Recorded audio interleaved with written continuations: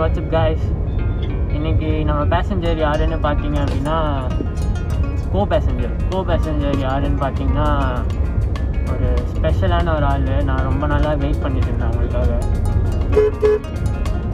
அவங்க வரதுக்காக ரொம்ப நாள் வெயிட் பண்ணிட்டு இருந்தேன். வந்திருக்காங்க. ஸ்கூல் டேஸ்லேருந்தே ரொம்ப ஆசை ஆக்சுவலாக அவங்க வாங்கணும் அப்படின்னு சொல்லிட்டு. என்னென்னா அவங்க மரியாதை கொடுக்குறேன்னு பார்க்காதீங்க, அது ஜஸ்ட் ஒரு டெக் ப்ராடக்ட் அது.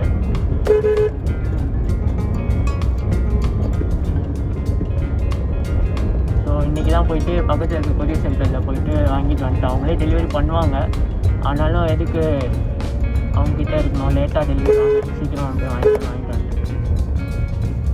யாருன்னு பார்த்தீங்கன்னா MacBook Pro 13 வந்து இந்த M1 சிப்போட அதுதான் வாங்கியிருக்கோம். இன்றைக்கி ஆர்டர் பண்ண ஆக்சுவலாக 2 டேஸ்லேயே வந்து டெலிவரி கொடுத்துட்டாங்க. ரொம்ப ஸ்பெஷல் அது. ஆக்சுவலாக எனக்கு மேக்புக் தான் பிடிக்கும் ரொம்ப, ஆப்பிள் லைனப்லேயே.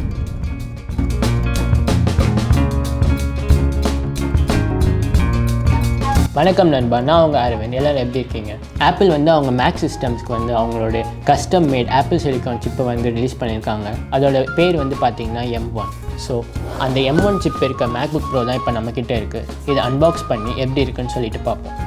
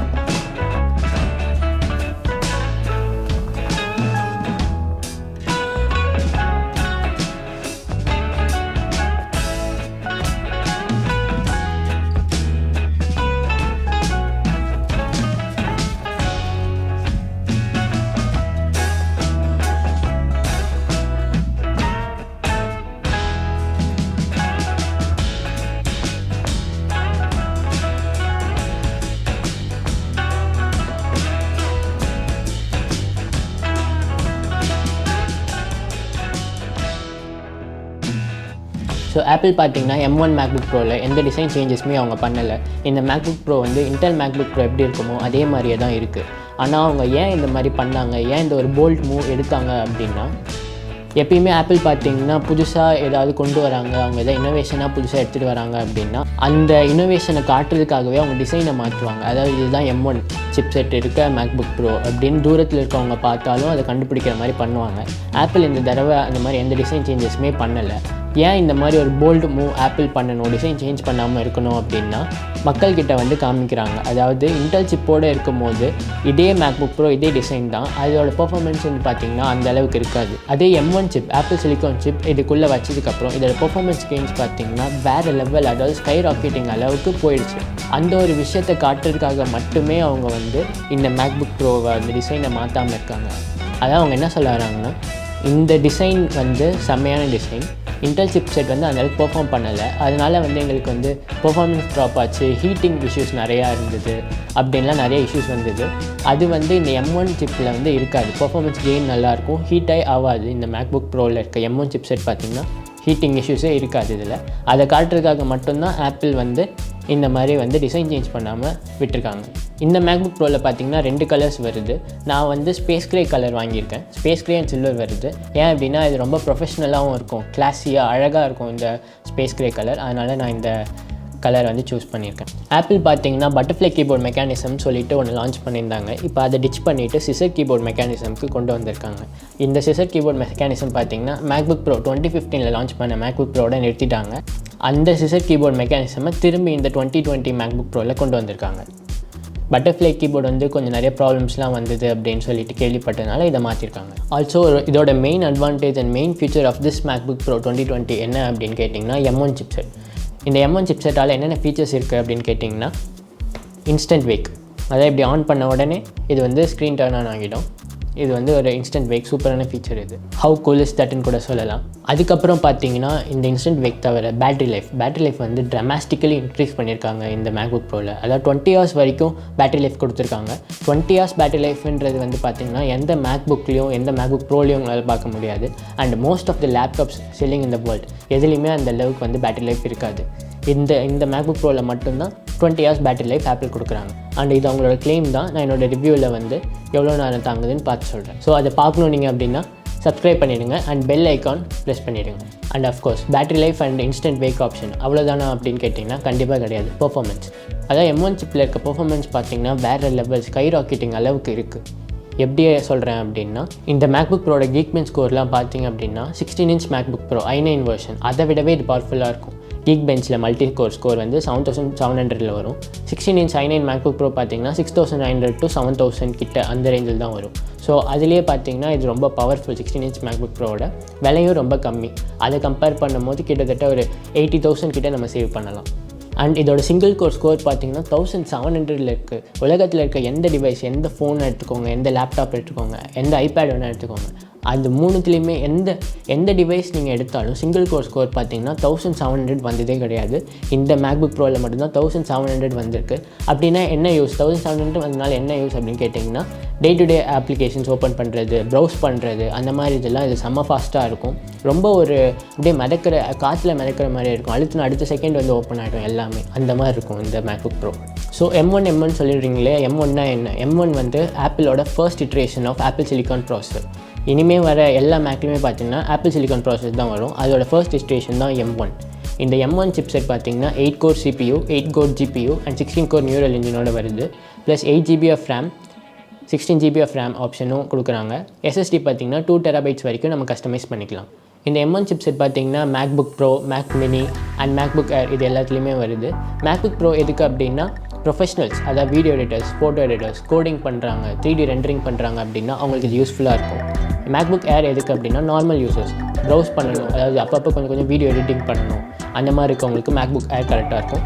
மேக் மினி பார்த்திங்கன்னா என்கிட்ட ஆல்ரெடி ஒரு டிஸ்பிளே இருக்குது, வயர்லெஸ் கீபோர்ட் அண்ட் மவுஸ் இருக்குது அப்படின்னா மேக் மினி வாங்கிக்கலாம். அது ரொம்ப சீப்பஸ்ட் ஆக்சுவலாக. அது நீங்கள் எங்கே வேணால் எடுத்துகிட்டு போய்க்கலாம். டிஸ்பிளேயோட கனெக்ட் பண்ணிக்கணும். டிஸ்பிளே, கீபோர்ட் அண்ட் மவுஸ் கண்டிப்பாக இருக்கணும் மேக் மினி. ஏன்னா வரும்போதே பார்த்திங்கன்னா மேக் மினி மட்டும்தான் வரும். கீபோர்ட், மவுஸ் அண்ட் டிஸ்பிளே நீங்கள் தான் தனியாக வாங்கணும். அண்ட் இந்த மேக்புக் ப்ரோவில் பார்த்திங்கன்னா டச் ஐடி அண்ட் டச் பார் இருக்குது. டச் பார் வந்து ஒவ்வொரு ஆப் போகும்போது மாறிட்டே இருக்கும். அது வந்து எனக்கு ரொம்ப யூஸ்ஃபுல்லான ஃபீச்சர். நீங்கள் கால் பேசுகிறீங்கன்னா அதுக்கு தகுந்த மாதிரி ஆப்ஷன்ஸ் டச் பாரில் காமிக்கும். நீங்கள் வேறு ஏதாவது ஆப்பில் இருக்கீங்க, டைப் பண்ணுறீங்க அப்படின்னா அதுக்கு தகுந்த மாதிரி ஆப்ஷன்ஸ் காமிக்கும். டச் பார் வந்து சூப்பராக இருக்கும் யூஸ் பண்ணுறதுக்கு. என்னோடய ஃபேவரட் ஆக்சுவலாக. அதுக்கப்புறம் பார்த்தீங்கன்னா ட்ராக் பேட், அதாவது இது first touch track pad made out of glass, ஃபுல்லாக கிளாஸ் தான். தொடும்போதே பார்த்தீங்கன்னா ரொம்ப ஸ்மூத்தாக ரொம்ப சாஃப்ட்டாக இருக்கும். அது நீங்கள் தொட்டு ஃபீல் பண்ணால் தான் உங்களுக்கு அந்த சாஃப்ட்னஸ் புரியும். நான் ஃபர்ஸ்ட் யூஸ் பண்ணும்போது என்னடா அது இவ்வளோ சாஃப்ட்டாக இருக்குது, செம்மையாக இருக்குது அப்படின்னு யோசிச்சேன் நான்.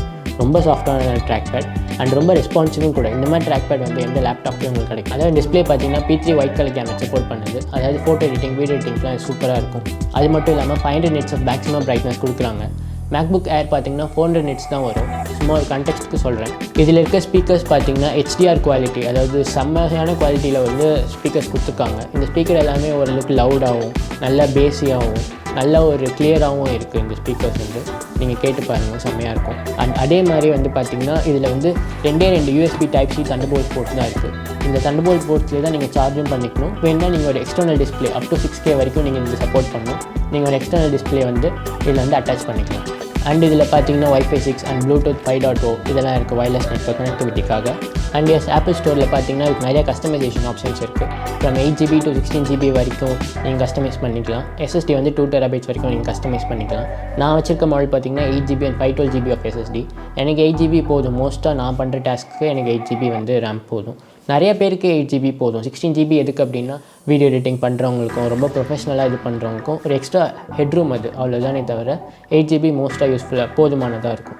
அண்ட் எஸ் இந்த வீடியோ வந்து இந்த M1 MacBook Proவில் தான் நான் எடிட் பண்ணுவேன். Final Cut Pro சாஃப்ட்வேரில் எடிட் பண்ணுறேன். ஸோ அவ்வளோதாங்க இந்த வீடியோவில் அன்பாக்சிங் அண்ட் ஃபர்ஸ்ட் இம்ப்ரெஷன்ஸ்க்கு அவ்வளோதான். Follow me on Twitter and Instagram for more updates. உங்களுக்கு ஏதாவது இந்த M1 சிப் பற்றியோ இந்த MacBook Pro பற்றியோ ஏதாவது கமெண்ட்ஸ் ஆர் டவுட்ஸ் இருந்தால் கமெண்ட் பாக்ஸில் வந்து போடுங்க. நான் கண்டிப்பாக ரெஸ்பாண்ட் பண்ணுவேன். And subscribe to my channel and hit the bell icon to get notified. Thank you so much for watching. Let's create spark.